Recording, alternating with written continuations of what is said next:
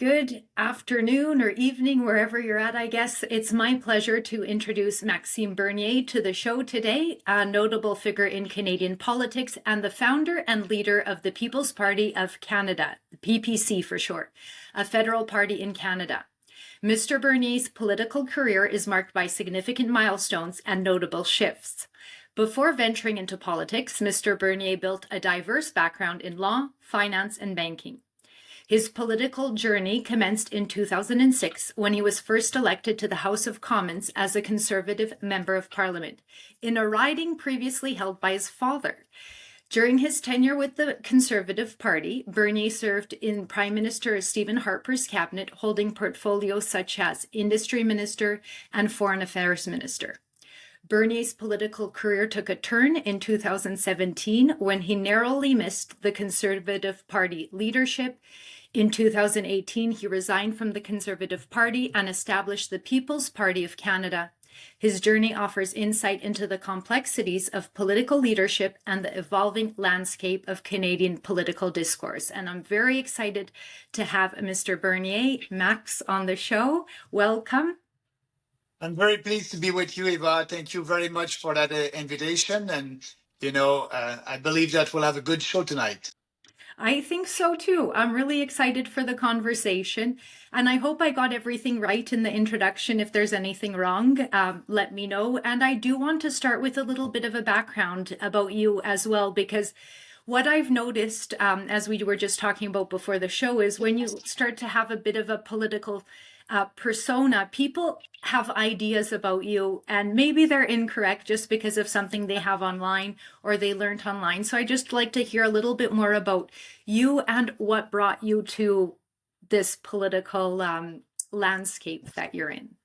Well, I want to thank you for giving me that opportunity to speak to your viewers. Yes, I'm not a career politician. I worked in the private sector in Montreal for 19 years before being in politics. At 42 years old in 2005, I've met Stephen Harper. At that time, he was the leader of the opposition. And I was at that time vice president of the Montreal Economic Institute. That's a free market think tank like the Fraser Institute in BC. So I was a VP there, and I had a dinner with him, with the president of the institute, and he was asking for ideas for the next general election in 2006. And I told him very bluntly, if you want to have more support in Quebec, you need to do two things. The first one is to respect the Constitution, because in Quebec, we have two national sports. The first one is hockey, and the second one, referendum. And you don't want a referendum. And so if you respect the Constitution, if you don't interfere in provincial jurisdictions, you will be able to have a constitutional peace. And he really liked that. And I said, second, you must lower taxes to every Quebecers. And by doing that, you will lower taxes to every Canadian. And he put that in a speech in November 2005, and that was very popular. And actually, that was good for Quebec, but that was good for every province. And after that, he asked me to jump into politics, and I was living in Montreal. So like you said in my presentation, my dad was in politics before me. He was elected under Brian Mulroney in 1984, re-elected in 1988, and elected in 1993 as an independent. And so he was very well known in both, but I decided to jump into politics, and I said I will run in both. It's about 3 hours by car south of Montreal. Both is near the border of the state of Maine and between Quebec City. So it's a rural riding over there. And I decided to go there because the name Bernier was very well known in that riding. Like the director of my campaign at that time told me when that campaign started in 2006, he said, Maxime, we have one challenge with you is, your name. The name is very good, but nobody knows the first name, Maxime. So I hope at the end of the campaign, they will they will know the difference between Gilles, my dad, and Maxime, and that's our goal. So you need to be present in the riding because I was living and working in Montreal, and I was able to win with a very nice majority. So that's why, and why I decided to be in politics. When Harper asked me that, at that time, I wanted a smaller government that will respect the Constitution, that will lower taxes, a smaller government, no corporate welfare. So more freedom, less government.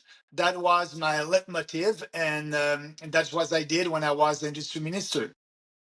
Interesting. And so your dad went from the Conservative Party to the Independent. He ran as an independent.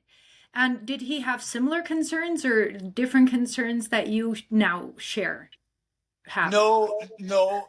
At that time, as you know, after Brian Mulroney, Kim Campbell Mhm. became the leader of the Progressive Conservative Party of Canada, and she was not so popular. And my dad didn't want to run under her, so he decided to run as an independent and was elected as an independent.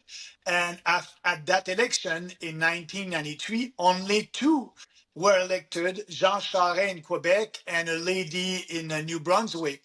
So, the Progressive Conservative Party of Canada was decimated Yeah. because of the new party coming from out west, the Reform Party with Preston Manning, and the Bloc Québécois, the new party also in Quebec. So the Bloc Québécois was the official opposition, and Preston Manning, the third party, and the Liberals were in government under Jean Chrétien, and the Conservative had only at that time two MP elected.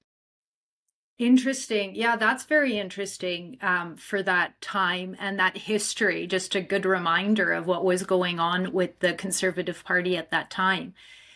And so you had some very interesting roles when you were in the government and the Minister of Industry and Foreign Affairs. And how were those roles? How did you find did you have a lot of autonomy when you were doing them or Yeah, but like I said, I wanted to cut corporate welfare, no more yeah. subsidies in businesses.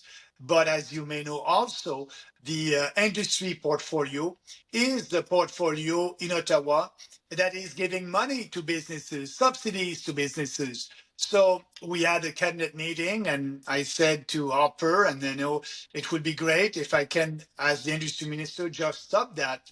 And Stephen Harper had a very good answer to that. And he said, Maxime, it's a big changes, a big reform. First of all, we didn't run on that. That was not part of our electoral platform. Our members, the members of the Conservative Party of Canada, didn't vote for that also. So you don't have the mandate to do that. And, I said, okay. But each time, my department was giving a subsidies to Bombardier or GM, I was not uh, the one doing the announcement.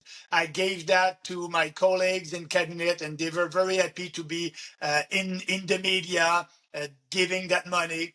And journalists and people knew that I didn't like that. So what I did, I said, I had a philosophy, name and shame. I'm not able to cut subsidies, but I asked my department, these subsidies, usually they said it's a loan and the corporation will reimburse the loan.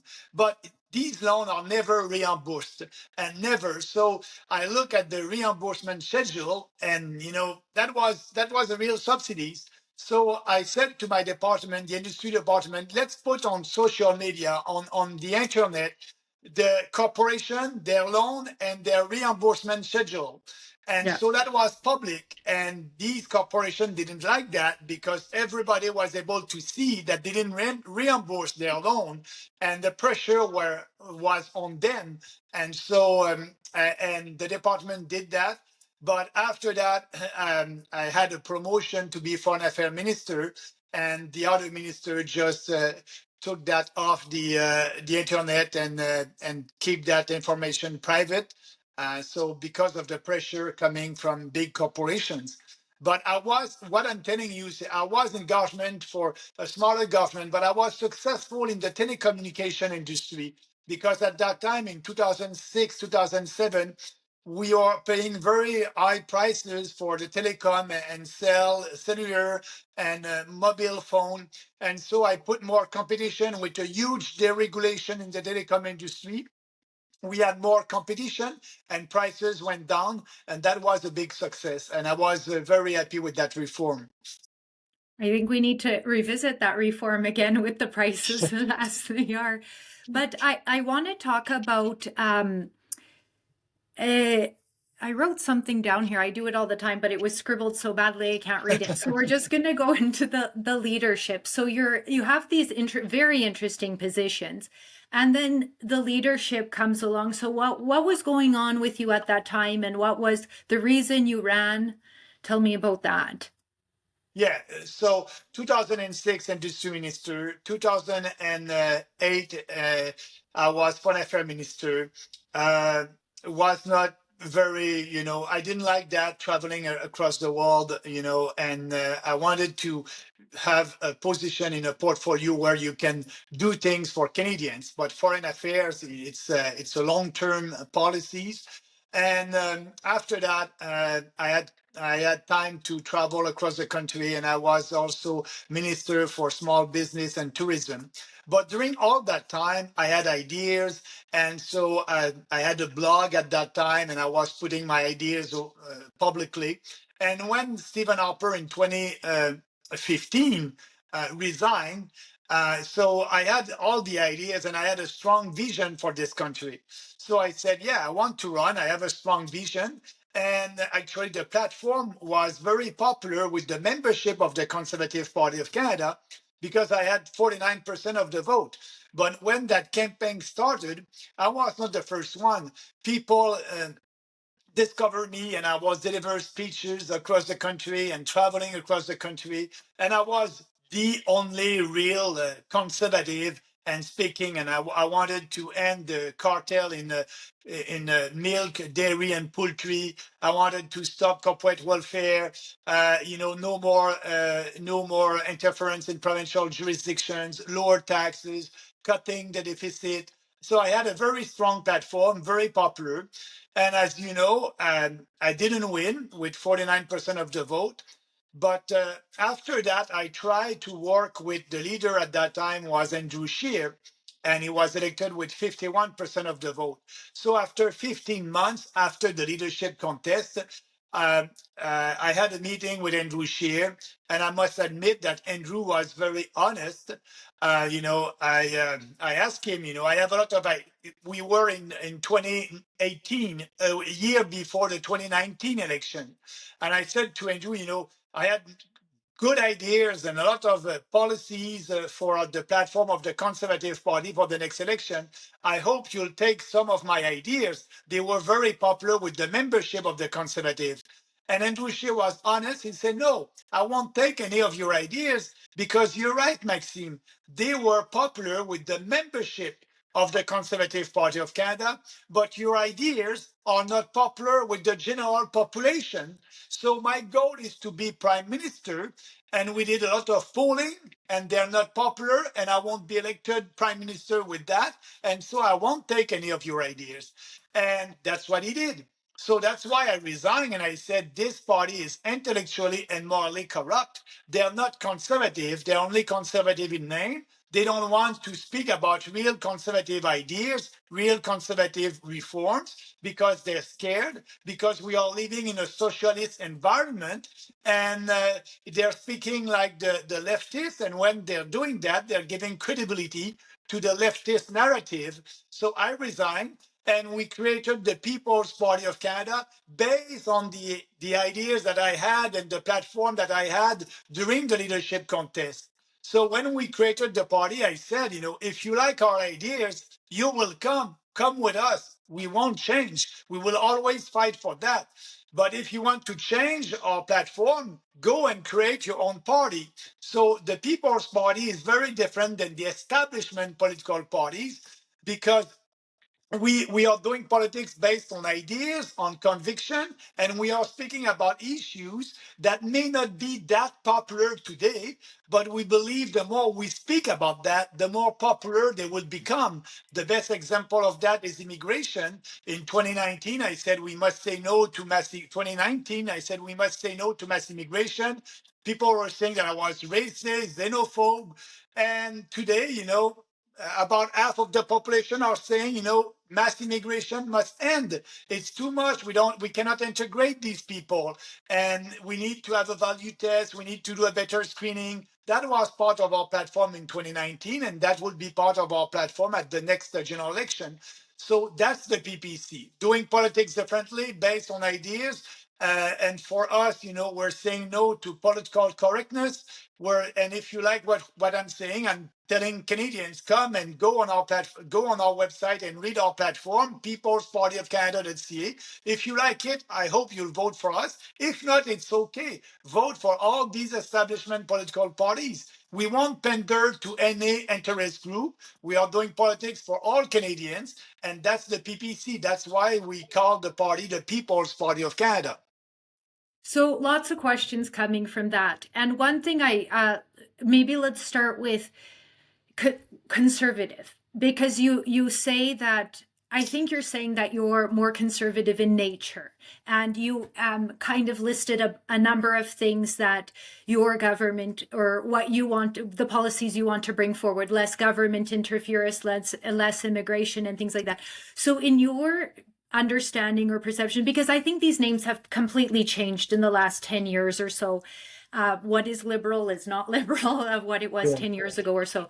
So explain to me what it is in your mind, conservative values. I like that you asked that question, because actually at the last election, I did a rally in Halifax, and I was saying, and I spoke about our platform.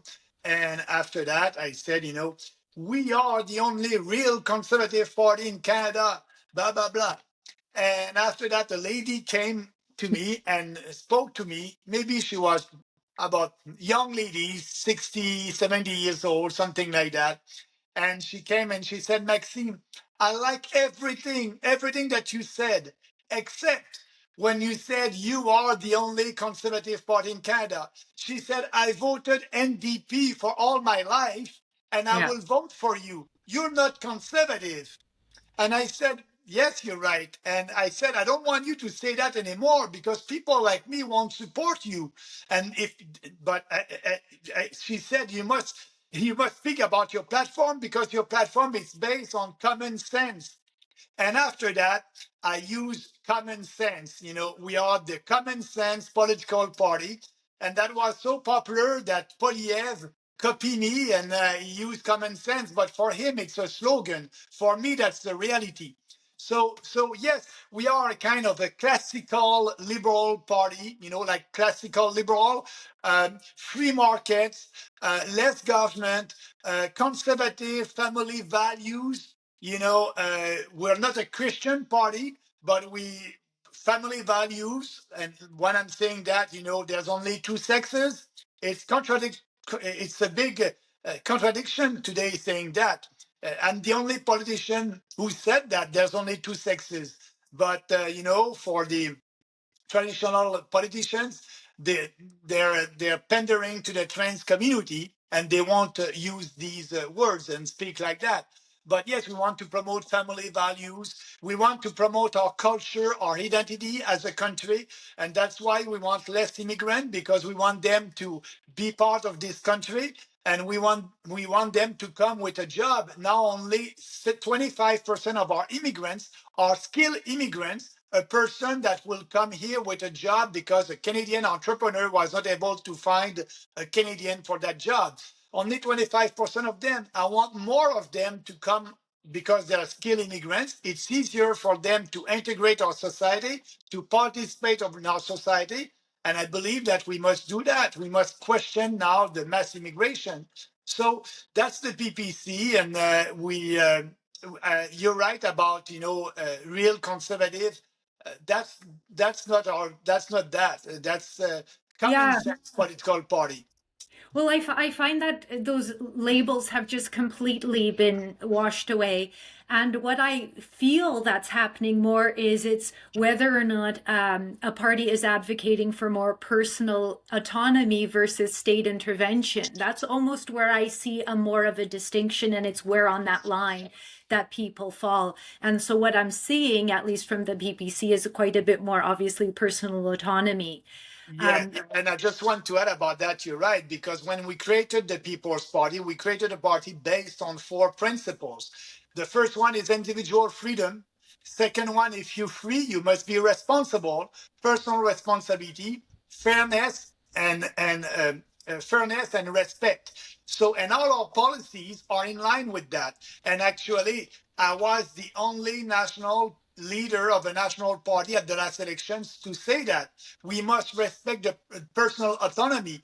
My body, my choice. Everybody must be able to choose if they want the vaccine or not. And I said during that campaign, we must unite every Canadian under the freedom umbrella. Everybody must be free to choose. But all these other leaders wanted to impose a vaccine on people. And so that's why actually our party, yes, it's promoting individual freedom and personal responsibility. And if you have that, you must have a smaller government. So I understand that, and I'm coming at this not from any political background because I've not been in politics at all. But so you said with Andrew Scheer, like you had that meeting with him and he was honest with you. He said, we're not going to go with your ideas, even though they, like you said, were very popular with the membership. But polling the Canada, it wasn't going to be successful, is what he thought. So is that something though that is that a bad thing, or because you want to become the ruling party? Like that's the Okay. goal of it. So then help me understand why he failed you so much in that Good. conversation, or what could he have done differently maybe? Yeah. But good questions. Yeah. What he didn't have the courage of his convictions, and actually didn't have any convictions because he was doing politics by polling. But I must admit, it's not only him, it's every leader, Poliev today, because Yeah. yes, their first goal is to be elected. But when the population has been manipulated by the extreme left, by the media, you need to tell them the truth. And I like to say that in politics, if you want to please people, you tell them. If you want to help people and helping them, you tell them the truth.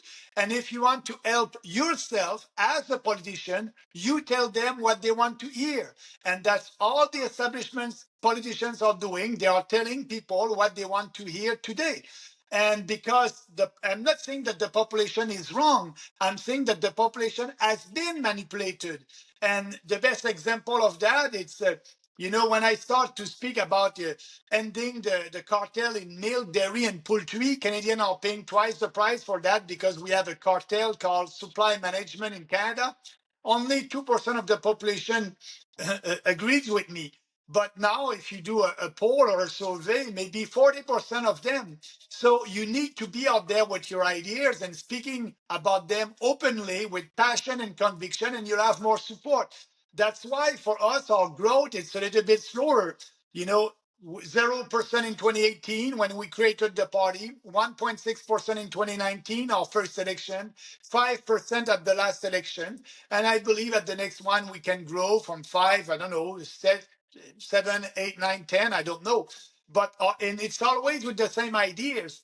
So we are offering another option for Canadians.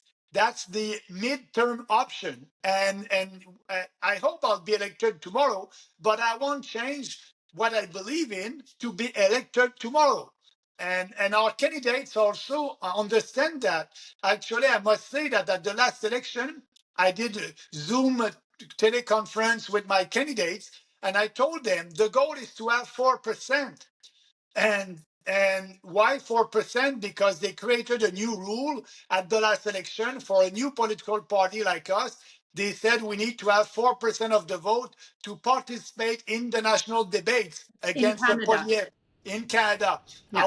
I was able to participate in the national debate in 2019, but in 2021 they created that new rule. So I said to our people, my goal is 4%. We had 5%. I will be able to participate in the next debate against Trudeau and Poliev. But when I was saying 4% to my candidates, I was telling them, you won't win. You know, with 4%, you cannot win. But our candidates are there for the cause, and they know that they may not win today, but they will win, and the country will win a little bit later. And that's why we are very different than the establishment political parties. And the conservatives, they must promote conservative ideas, but they are not. They are not doing that because it's not popular today. So Well, that's so why. yeah, and I probably would have had some different thoughts had I not gotten a little bit of public profile in this area, like political and legal. But what I found, and this is why I founded an organization called Empowered Canadians, is I found that Canadians were very confused or lost or uncertain about political structures and systems and legal systems and how to participate.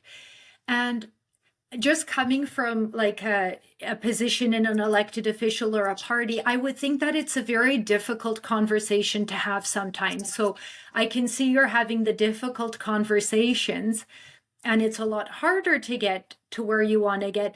But I wonder if that has part of something to do with it. And the other thing I've noticed a lot, and I think this is more happens in Canada than other places around the world, is they're really looking for kind of either a hero or somebody else to do the work. And I don't know if that's your experience or not, or if you feel the same way. So I can kind of now, again, I can kind of understand a little bit more where the Conservative Party is coming from, only because of what I've witnessed. And I'd like to go into that a little bit more with you as well. But I'd like to know your thoughts about that. If that's what you're seeing, if there's just a lack of information or understanding or desire to be involved in this whole process. Or are you fighting the fight? And like, sometimes I wonder, why am I doing this? And wonder if you feel the same way too. Yeah, but it's normal in between elections. People are not looking at what's happening in politics, and they're not following that like during an election, the election time. But that being said, for me as a leader, it's the best time to travel across the country and having time to have that conversation. The only challenge that I have, it's with the mainstream media. They are canceling me because I believe that they know that, if I'm out there with common sense policies, our party will grow faster. Actually, they're doing the same thing with Robert F. Kennedy Jr. in the state. The mainstream media is canceling him, and he's doing a good campaign with social media and YouTuber, and I'm doing the same thing here in Canada. What is when I'm meeting people, a lot of them are fed up with the system. They know that it's not working. They know that their standard of living is going down, but they're so preoccupied of their own life to try to build a better life and own more money and being able to put food on their table, that they're not so preoccupied by politics, and they may not have time to participate, actually to be like a member of the people party or a member of a political party. They're too busy to try to survive. And but during the election time, I believe that it will be able to grow our support. And it's normal that people uh, today are more preoccupied by their way of life. And because we have that huge inflation, it's because of big government, huge taxes, and it's our standard of living is going down, and people understand that. And I believe that will be a big wake up when the election time will come. Well, and I have to agree with you.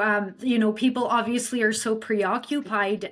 When I started doing this kind of educational campaign and stuff like that, people were like, well, why are you charging for a class? It should be free. Everything's so expensive. And my response back to to a sense was, maybe if we were a little bit more involved and holding our elected officials to account earlier, we might not be in the position that we're in. So I understand we're not in a good situation now, but certainly it's time that we start doing our fair share. So I was talking a little bit about, and you touched on that, the apathy and things like that. But then we also have, I see, almost the opposite. And this was almost the reason that I asked you to be on the show, because my show is called Dialogue Over Division. I'm trying to bring back dialogue. I feel like everyone's just getting canceled. You can't say anything right. And I feel it's worse than children in a schoolyard, that we've just become. I don't know what we've become, and it's strange. And I think that it's time to stop. So I just want to have conversations with people.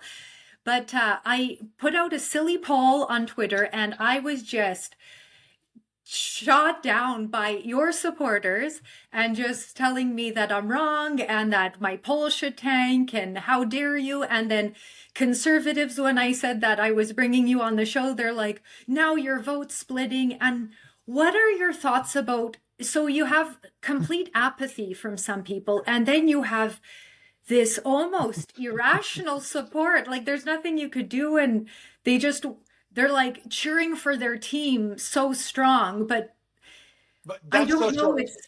It's Yeah, hard. yeah, that's social media. It Yeah. happened to me actually. I have a lot of people that don't like what I'm saying and are coming on my Twitter account and Facebook page. That's social media. And that's okay. And if they're not polite or we're gonna block them, that's not my policy, because I want them to come and have the discussion on my social media, my Facebook account or Twitter account, X account, I must say. But that being said, if they're not polite and they don't want to have a nice discussion, I will block them. But that's happening. But also the point that the conservative supporter are saying, they're saying that to me and to everybody. Bernier is splitting the vote. Bernier is splitting the vote. We want to get rid of Trudeau. Actually, I hope that Pierre Poilievre will have a majority. Why? Because I understand that when he will have a majority, he won't do what he won't act like a real conservative government. Actually, I had the experience of that. I was with Stephen Harper, 2006 elected with a minority, 2008 elected with a minority, 2011 we had our majority. I said, oh, okay, we're going to govern like a real conservative party. We're going to do a privatization, deregulation, smaller government. No, we did nothing. Harper was a good manager of a big government. We did nothing because Harper wanted to be reelected and he was looking at the poll and focus group. So if we have a majority conservative Poilievre government, he won't do anything because his goal, as soon as he elected, will be to be reelected, and he won't have the courage to do bold reform. For us, as a new political party, I'm going to say to these people after that, you had your majority government, and Poliev did nothing. We are the real option for a big change, and the idea of splitting the vote is not there. You split something that is the same.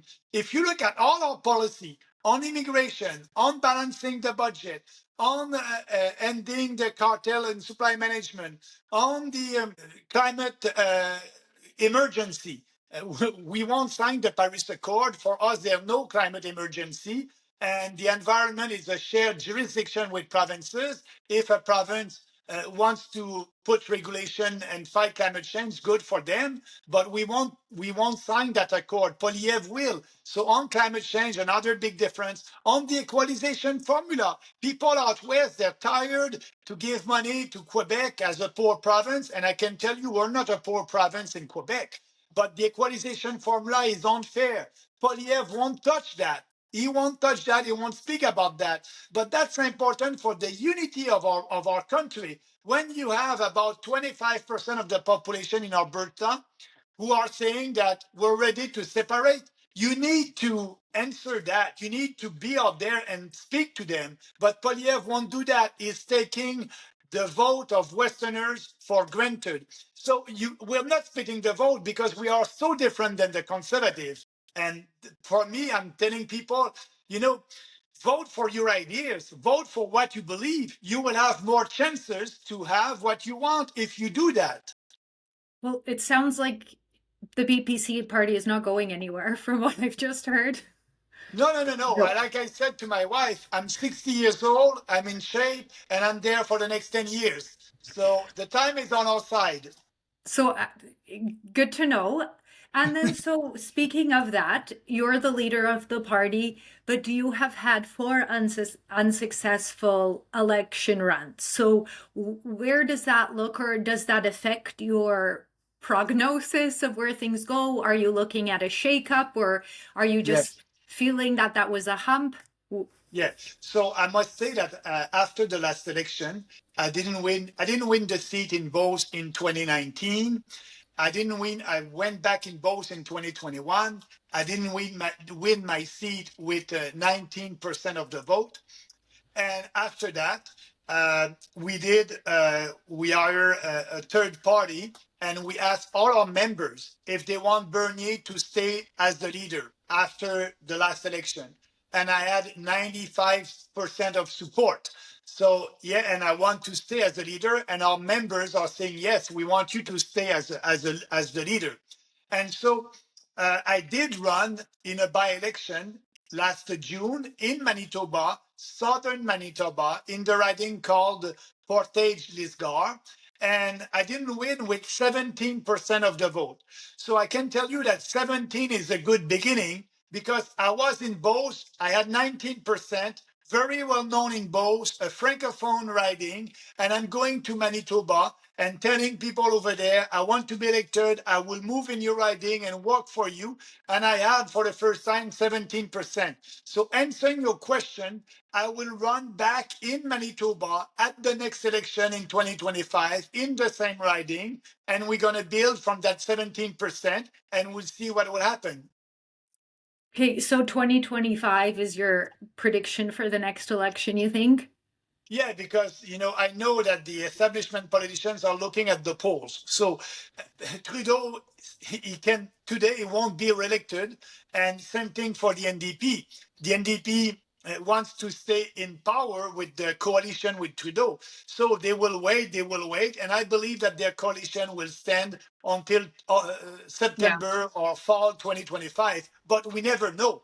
But I can tell you the People's Party will be ready for that date or Okay. before. Yeah. And so, you mentioned, I think we talked about this a little bit earlier. I can't remember if it was before, but the incredible spending that we're seeing from the Liberal Party, like this government needs to come to an end because the accountability is just out of control. Like what we're seeing every day, every week. I don't understand how it's gotten this bad, but again, and that's something I'd like to talk about, how you saw things back then and if they've really changed. But if the goal really is, I think for Canada's sake, we really need to make sure that this government isn't back in place.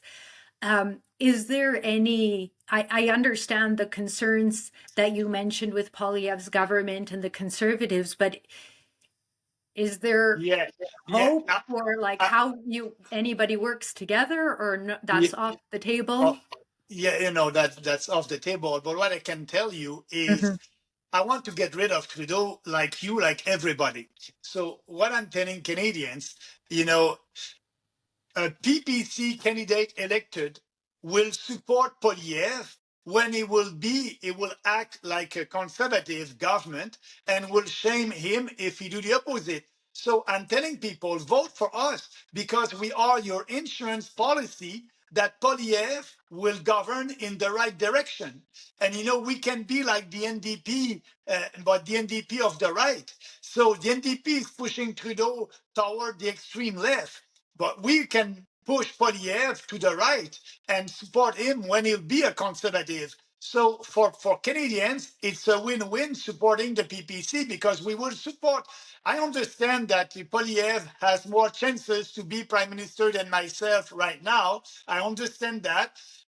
But also I will be there and I will fight for the ideas in the House with other candidates that can be elected, and we will support the government. when it would be in line with our ideas. So I believe that conservative voters out west or all across the country can have an insurance policy with us that they will have a real conservative government.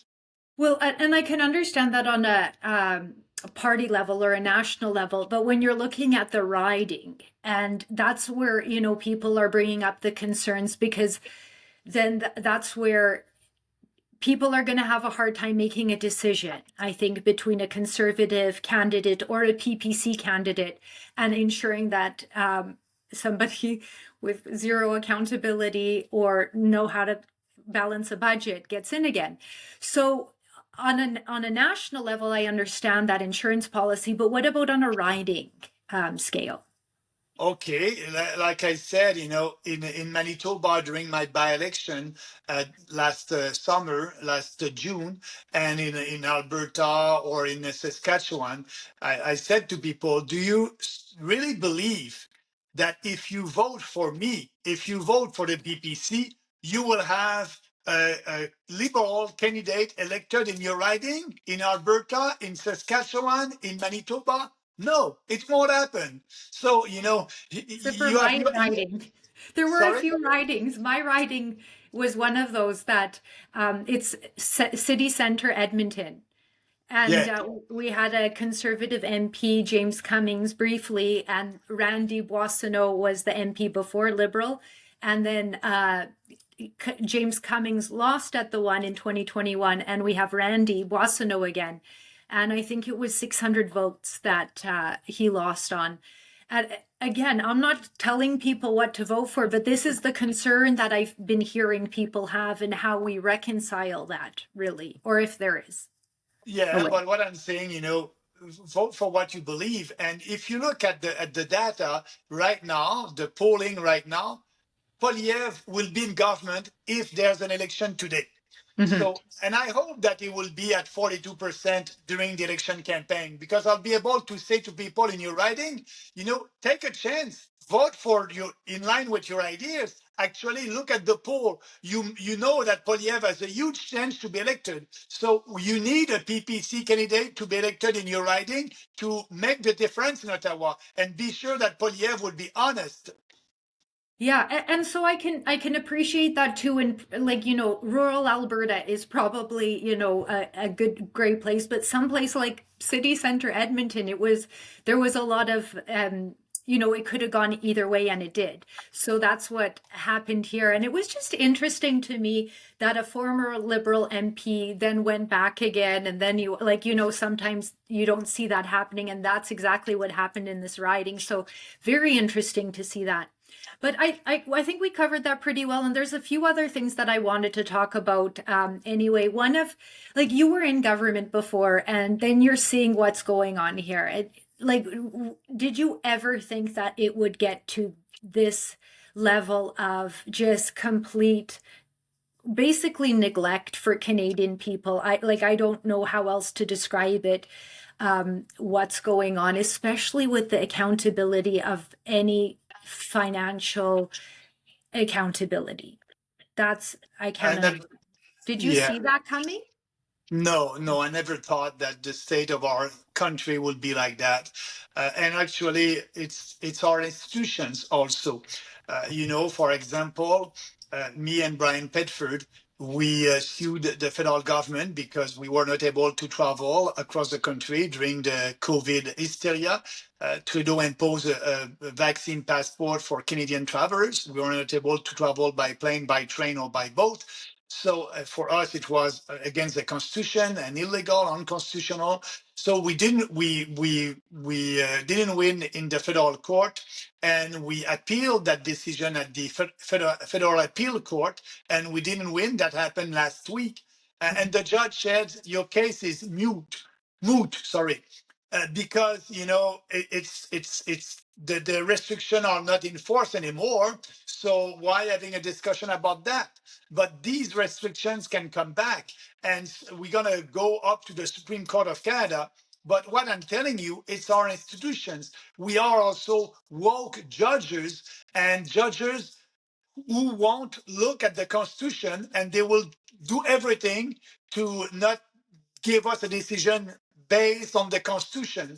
That happened all across the country. If you look at all the cases that the Justice Center for Constitutional Freedoms bought in court and fight in court and fought in court, they didn't win the majority of them all across the country. And so it's very disappointing. You have the institution, the judiciary system that is not, for me, not working. They're not doing their job by judging and giving a decision on based on the Constitution. You have politicians, and you don't want to be a politician these days. These days, the credibility of politicians is very low, and that's why what I'm saying right now, the most important for me is the credibility of the People's Party and my own credibility. What I'm saying today, I said that 5 years ago or 10 years ago, and people can understand that I'm saying things by conviction. But the credibility of politicians is very low because of them, and the institution, the government is spending money like there's no end, and now we are paying with the inflation tax. So it's a big mess. Yes. So interesting you went there, because one thing I did want to talk to you about is, and this is something I hear all the time and I watch it and I shake my head, is you have elected officials posting publicly for the whole world to see childish, immature, finger pointing, and then blocking their own constituents from responding. Like, what is your take on that? And like, when you were in government, was there a discussion about this, or did it just all go like crazy after you left and everyone's it's really disheartening to see elected officials acting in this manner. And it's from all sides, I think, from what I've seen. Elected official and also bureaucrats. You have two kinds of ministers or politicians. You have the one that will control their department and be the boss of the civil servants, but they're a minority. But the majority of them are doing what the bureaucrats ask them to do without asking any questions. And so what you have these bureaucrats that are telling politicians what to do, and politicians are too afraid to confront them or to ask questions, and they're going to follow that line. And that's why, when you have a conservative government or a liberal government, and it's the same. Yeah, it's the same because the civil servants are all the same and they are there. Politicians are elected, and when they're not able to win, but bureaucrats are not elected and they're there and they have security. So that's why, you can have a liberal or a conservative and it would be about the same. So that's the deep state.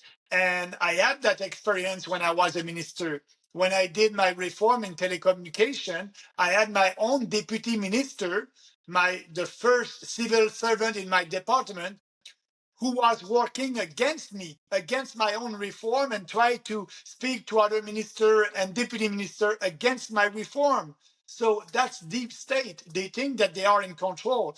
And when you have the politicians of today's, that their only goal is to be elected, they're going to say anything. And when they're going to be elected, they may do the opposite of what they said. So I don't know if you saw the cross-examination I did with Prime Minister Trudeau. And congratulations. That was great. I saw it once and another time with my wife. Congratulations. Okay. Well, thank you. And the last question I asked him was, when did you and your government start to become so afraid of your own citizens? And I've been, like I was saying, I've been criticized by everyone for everything, and that's one of them. And at the time, it really made sense to me, that question, because I was on the ground in Ottawa. I'm with these regular Canadian citizens that are, just trying to hold their government to account. And that was how they did it. And then we were sitting through the public order emergency inquiry for 6 months. And little Tamara Leach, the terrorist, was beside me. And all of the officials are coming and going. And there's no security problems. And I was just like this. None of this makes sense to me. And that was my question to him. So a two-part question. Do you think that the government is scared of their own people? Because an additional component I thought of later is that, and you were kind of alluding to this, is civil servants it's the opposite. They're afraid of their government. They're afraid of the government, whereas independent Canadians, the government is afraid of them. Do you think I have that right, or did I get something, or it's way more complicated than that? No, you have that right. I was in Ottawa also at the same time, and you were there. We saw that. That was not a protest, that was a celebration, because we knew at that time that we had the momentum and these draconian measures will end the day. And it happened a couple of weeks after that. But when you asked that question to the Prime Minister, yes, he was scared. He wanted to control. He didn't want to have any discussion with us. And they were telling that we're racist and Nazi and all that, and that was not true. And the media also play that game, and Trudeau wanted to control and to impose his point of view. He was acting like a dictator, and the fact that what he did also with the bank accounts of Canadians donors who donated their money to the cause, they they froze their account. That was the first, without any hearing, without anything, and so that was a government afraid of his own people and did everything to control them, and that's what he did. It's a shame, and it will be. And I really appreciate what you did. And when you asked the question also, did you lie or something like that? Why did you lie? Well, What so was the? I'll tell you the question again, because it was actually about whether the role of a prime minister or leader is to unite its citizens or divide them by name calling. And he Yeah, said, I never called anyone names. And yeah. then He was everyone, lying. Yeah, that was a good question. He did that in French actually, yes. and in a TV show. But that was great. You did a good job over there. But yes, we have a government that is only there for themselves, and they don't care about Canadians. They don't care about Canadians anymore. Yeah, well, I think that the trucker protest, like just the protest, that's what I've been trying to remind people now about, because it was just so heated and political and divisive. Really, what you had was Canadian citizens going to Ottawa and trying to hold their government to account. They did it maybe in not the same way that other people would, but that was about as nefarious as it was. And so just looking back on it now, I try to remind people that that's all it was. So I appreciate that, because it's interesting to hear your perspective, given that you, number one, were there and you were in that position or those positions before. So I'd like to wrap it up here. If you have any final comments or thoughts you wanted to add, and then we're going to do a few more minutes for the paid X subscribers. No, I really appreciate it, and I want to thank you for that time. And we had a very good discussion. So I hope I'll be able to come back on your show in the next time. Or if you have any questions, don't hesitate to be in touch with our team. And I want to thank you again for what you did in Ottawa. And when you were interrogating the Prime Minister, that was great. And that was a good time in our democracy, being able to have the Prime Minister and being able to ask him questions and looking at his answers and lying to the population. That was a big moment, and I want to thank you for all that. And let's stay in touch. So, I really appreciate my time with you. My pleasure, and great to have you. My show, like I said, is called Dialogue Over Division, and the reason I wanted to have you is there was so much division at that moment, and I'm like, let's have a dialogue about it. So here we are. So thank you for that again, and we'll catch up in a moment here. Thank you, Eva.